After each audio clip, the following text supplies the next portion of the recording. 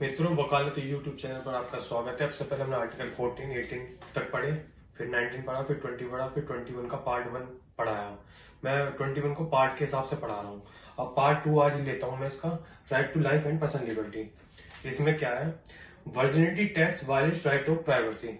अगर कोई लड़की और लड़के का वर्जिनिटी टेस्ट कराता है, वो उसके राइट टू प्राइवेसी में आता है। कोई किसी को अधिकार नहीं है कि उनकी वर्जिनिटी टेस्ट करें, शादी के टाइम पे भी या शादी से अलग अगर वो किसी भी संबंध में है तो वर्जिनिटी टेस्ट नहीं कर सकते।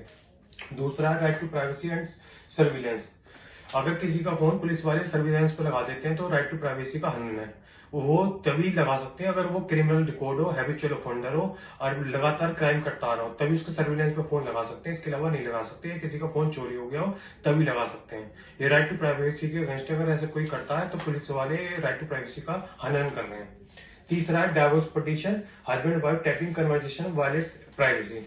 अगर किसी हस्बैंड वाइफ आपस में शादी के बाद किसी तरीके से मन मुटाव बीच में है दोनों के और एक दूसरे के फोन टैप कर रहे हैं या एक दूसरे की बात रिकॉर्ड कर रहे हैं, तो ये भी प्राइवेसी के अगेंस्ट है। ये भी राइट टू प्राइवेसी में आता है। तो दोनों को कोई, ना तो हस्बैंड ना वाइफ किसी का फोन टैप नहीं कर सकती, ना किसी की बात को रिकॉर्ड कर सकती है, और ये डिवोर्स का आधार बन सकता है अगर कोई इस तरीके का कर रहा है। टेलीफोन टैपिंग पब्लिक इमरजेंसी और public interest of public safety.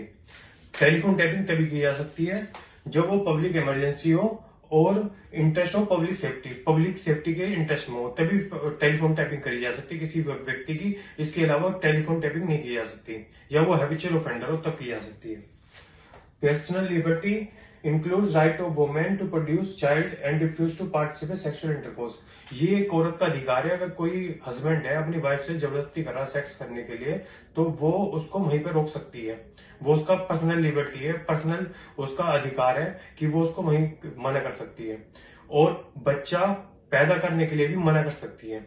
ये भी उसका अधिकार है। ये अधिकार कैसे मिले हुए हैं? ये राइट टू प्राइवेसी, डिग्निटी और बॉडीली इंटीग्रिटी में आते हैं। किसी भी औरत को ये अधिकार है कि वो बच्चा पैदा करे ना करे, उसका अधिकार है खुद का, और वो सेक्सुअल इंटरकोर्स में पार्टिसिपेट करे ना करे, वो उसका अधिकार है, डिग्निटी है उसकी। इसके बाद आता है denial of permission to detain to get book publish. एक व्यक्ति था, क्या था, उसकी किताब पब्लिश होनी थी और वो प्रिजन में था, यानी कि जेल में बंद था। तो उसने एक साइंटिफिक रिसर्च पे एक किताब लिखी थी, तो उसने गवर्नमेंट से परमिशन मांगी, पर गवर्नमेंट ने परमिशन नहीं दी। फिर वो सुप्रीम कोर्ट गया, सुप्रीम कोर्ट ने फिर उसको इजाजत दी कि अपनी वाइफ के थ्रू उस किताब को पब्लिश करा सकता है, तो सुप्रीम कोर्ट ने उसको परमिशन दे दी। लास्ट राइट है right to health and medical assistance. अगर किसी व्यक्ति का एक्सीडेंट हो जाता है और वो किसी तरीके से हॉस्पिटल पहुंच जाता है, तो सबसे पहले जो अधिकार है डॉक्टर का, उसकी सुरक्षा करना है और उसको इलाज मुहैया कराना है।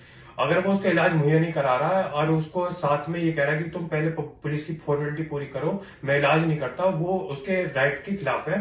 तो सबसे पहले ये अधिकार है कि वो सबसे पहले उसका इलाज कराएगा और उसको इलाज करा के सारी सुविधा मुहैया कराएगा। ये नहीं होगा कि उससे पुलिस की फॉर्मेलिटी पूरी कराने लगे। धन्यवाद।